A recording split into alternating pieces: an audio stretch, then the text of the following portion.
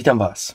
Dzisiaj kolejny taki temacik, w sumie troszeczkę krótki, a mianowicie na temat nowotworów. Na samym początku chciałem Wam powiedzieć, wiele z Was ogląda filmy, ale nie ma subskrypcji, więc byłoby to dla nas też takim podziękowaniem, jak tam klikniecie sobie subskrypcję i tam dzwoneczek klikniecie i ustawicie na wszystkie powiadomienia, bo też bardzo wielu z Was spotykamy gdzieś po prostu gdzieś na mieście i po prostu mówicie, kiedy znowu będzie jakiś film, bo już dawno nie było filmu. No filmy są cały czas, tylko po prostu nie dostajecie powiadomień o tych filmach. A z jakiego powodu? To wszyscy wiemy, z jakiego powodu nie dostajecie powiadomień. No cóż, nie zawsze są te filmy mile widziane. Ale moi drodzy, przejdźmy do tego tematu. Kiedyś robiłem bardzo duży film, to są właściwie 3 części tego filmu, to się nazywa Rak nie dziękuję, jest tutaj ten tytuł. Jest to plaga obecnych czasów, ponieważ praktycznie non-stop gdzieś coś się dowiadujemy, że ktoś to dostał, ktoś to ma i tak dalej, i tak dalej. No, jest to bardzo, bardzo niefajna sprawa. Jednak chciałem dzisiaj coś innego poruszyć. Mianowicie, czy wiecie o tym, że dzikie koty, które żyją normalnie w swoim naturalnym środowisku, nie dostają nowotworów? Czy wiecie o tym? Wszystkie koty, takie lwy, tygrysy, pumy, jaguary, rysie i tak dalej, czy nawet dzikie koty domowe, które oczywiście nie żyją gdzieś przy miastach i nie jedzą ze śmietników, bo to nie o to mi chodzi. Chodzi mi o te zwierzęta, które po prostu żyją w swoich naturalnych warunkach, czyli po prostu polują na coś, złapią to, zjedzą, tyle. Nie ma przypadku, żeby taki kot miał nowotwór. Oczywiście też nie mówimy o tych, które żyją w zoo, tylko tych takich, które są normalnie w swoim środowisku. Nie ma takiego przypadku. Nie dostają. Więc dlaczego kot domowy dostaje nowotworu? Skoro żyjący kot na zewnątrz go nie dostaje. Dlaczego koty, które żyją z nami w domu, ciągle mają jakieś choroby? Na przykład koci katar, tu znowu coś innego, tu znowu coś innego. Dostają cukrzycy, dostają kamieni w nerkach, w pęcherzu. Przecież ja już takie różne rzeczy nie słyszałem. Dostają zapalenia spojówek, dostają tego, dostają tamtego. Tutaj naprawdę już sporo miałem takich przypadków, gdzie ktoś coś pisał właśnie z kotami i tak dalej. I głowa jest mała w tym momencie. I dlaczego te koty domowe mają wszystkie te problemy, a dlaczego te koty, które żyją dziko i jedzą to, co zawsze jadły, nie mają tych problemów? Odpowiedź jest mianowicie bardzo prosta. Odpowiedź leży na talerzu. W tym przypadku akurat na kocim talerzu, ponieważ koty też dostają swoje jedzenie, no może nie z talerza, ale z miski, chociaż już z talerzów też widziałem takie przypadki, że po prostu siedział sobie pan czy pani i sobie wcina coś i za każdym razem na widelczyku podaje też kotkowi, żeby sobie zjadł i znowu jeden on, jeden kotek, jeden on, jeden kotek. Także takie przypadki już też się zdarzały, takie coś już też widziałem na własne oczy. Także no, mamy problem, ponieważ to są wszystko choroby, które mają też ludzie. Ludzie mają te same problemy i nagle dostają tych samych problemów koty.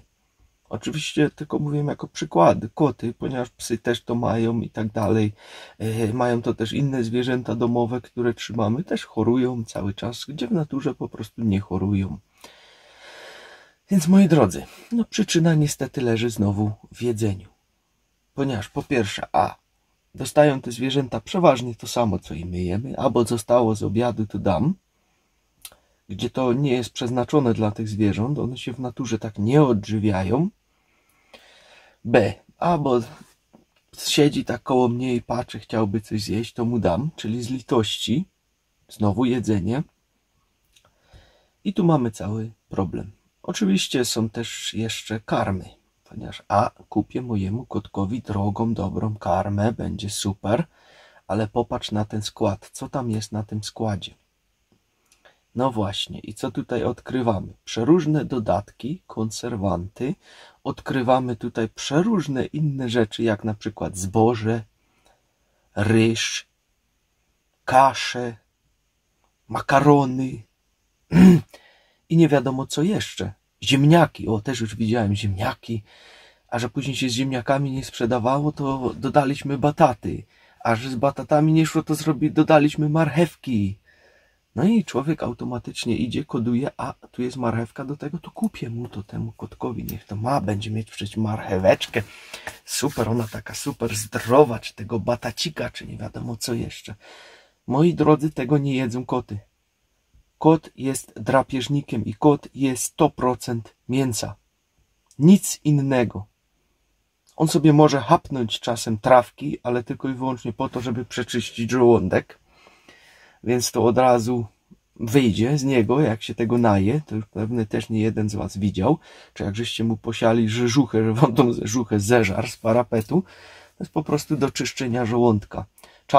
Czasem kot sobie zje, jak ma dobre instynkty naturalne jeszcze, to sobie zje jakieś zioło, jak mu coś może dolegać. I ma taką możliwość, to sobie je może zjeść. Podobnie jak robią to wilki. Czy niedźwiedzie i tak dalej. Również idą, na przykład niedźwiedź po zimie wstaje i idzie na przykład się najeść troszeczkę czosnku niedźwiedziego po to, ponieważ jego cały układ trawienny jest zablokowany i wtedy mu pomaga ten czosnek niedźwiedzi ruszyć ten układ trawienny i zrobić tą tak zwaną pierwszą kubkę po zimie. No, co czasem bywa uciążliwe dla takiego niedźwiedzia, bo to się mniej więcej już robi później korek z tego i jest problem, więc dlatego on idzie po takie zioła, żeby to po prostu ruszyć wszystko. Ale kot je tylko i wyłącznie mięso. On jest 100% mięsożerny. I w naturze, kiedy ma taką możliwość, że je tylko i wyłącznie to mięso, to nic mu po prostu nie ma. I mięso tutaj mam teraz na myśli całe zwierzę. Całe, czyli też z wnętrznościami, z organami i tak dalej, i tak dalej. Jeden kiedyś taki dość dobrze wyuczony pan, którego kiedyś tam widziałem, słuchałem i tak dalej, powiedział coś takiego: jak masz chorego kota i tak dalej, to po prostu dawaj mu mysz.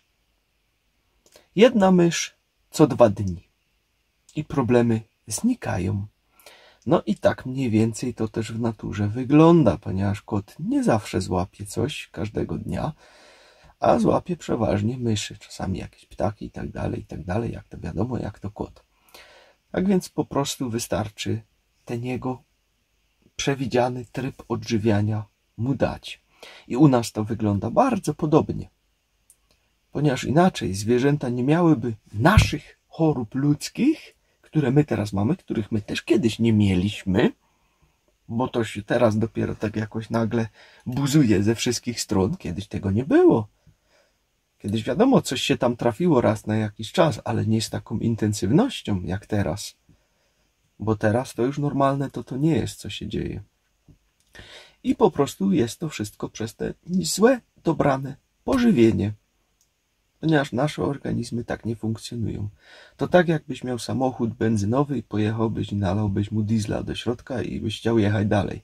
No nie pojedziesz zbyt daleko. Czy na odwrót. Bo ten samochód jest stworzony do tego paliwa i na tym ma jechać. Z nami jest podobnie. My jesteśmy stworzeni do danego paliwa i na tym mamy jechać. A nie teraz robić sobie jakieś totalne miksy, gdzie mamy pozlewane ileś tam przeróżnych rzeczy w jedną potrawę i próbujemy na tym ujechać. To tak jakbyś teraz nalał do tego samochodu, nie wiem, parafiny, nalałbyś benzyny, diesla, oleju, rzepakowego oleju byś nalał, nie wiem, wody byś jeszcze troszeczkę dolał, nasypałbyś troszkę cukru i na tym chcesz pojechać, tak? No nie pojedziesz. Nie pojedziesz. I my tak samo funkcjonujemy. Dlatego trzeba się po prostu nad tym zastanowić. I tutaj bardzo dobrym przykładem są właśnie dziko żyjące koty. I często też niestety pułapką jest to, że my czujemy się dobrze. Wszystko niby jest ok. I tu jest podobnie tak jak ze statkiem. Ponieważ kiedy statek płynie, masz całą swoją załogę, jesteś kapitanem, wychodzisz z założenia, że wszystko jest ok, i że statek dobrze płynie. Ale kiedy nie zauważysz pewnego momentu, że twoim marynarzom zaczyna coś dolegać, że coś ich tam nie podoba im się, tam jakieś ciche odgłosy, sygnały do ciebie dochodzą, a tu zaboli, tam zaboli, tu tego, tu jakieś ała tego, to twoi marynarze mogą być już w bardzo złym stanie.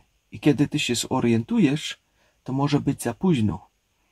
I twój statek nigdy nie dopłynie do tego portu, do którego miał dopłynąć, ponieważ za późno zauważyłeś sygnały swoich marynarzy.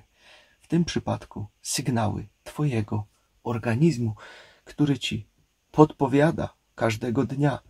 To nie jest dobre. Zjesz coś słodkiego, zgaga. To nie jest dobre.